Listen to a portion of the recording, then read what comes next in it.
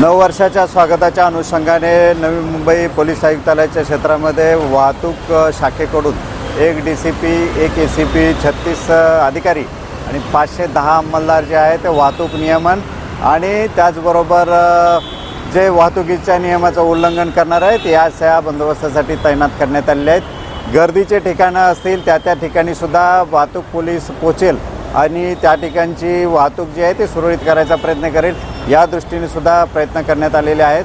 या आयुक्तालयाच्या हद्दीमध्ये वेगवेगळ्या ठिकाणी सुद्धा नाकाबंदीचं आयोजन करण्यात आलेलं आहे, ज्यामध्ये जे कोणी त्या वाहतुकीच्या नियमांचं उल्लंघन करत असेल, वेगाने वाहने चालवत असेल किंवा मद्यप्राशन करून वाहनं चालवत असेल तर त्याच्यावर सुद्धा कारवाई करण्याच्या उद्देशाने नाकाबंदीचं आयोजन करण्यात आहे। अशा मोठ्या प्रमाणावरती नाकाबंदी या शहरामध्ये लावण्यात आलेल्या आहेत।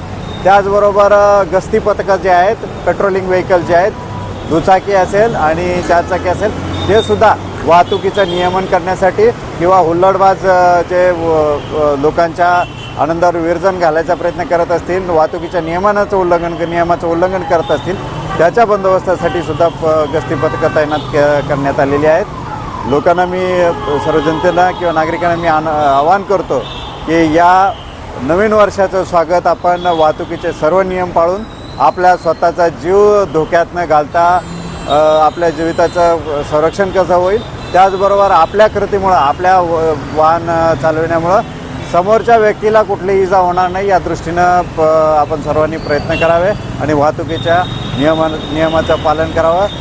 या वाहतूक विभागाकडून आणि नवी मुंबई पोलिसाकडून आपल्या उत्साहामध्ये किंवा आपल्या आनंदामध्ये कसा आपल्याला जास्तीत जास्त आनंद कसा घेता येईल या दृष्टीनं बंदोबस्ताचं आयोजन करण्यात आलेलं आहे।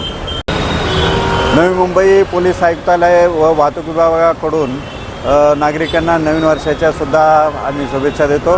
नवीन वर्षामध्ये सुद्धा आपण वाहतुकीच्या नियमाचं पालन करावं, आपले वाहन योग्य पद्धतीनं चालवावं, ज्यामुळे इतरांचाही जीव जाणार नाही आणि आपलाही जीविताला धोका निर्माण होणार नाही। धन्यवाद।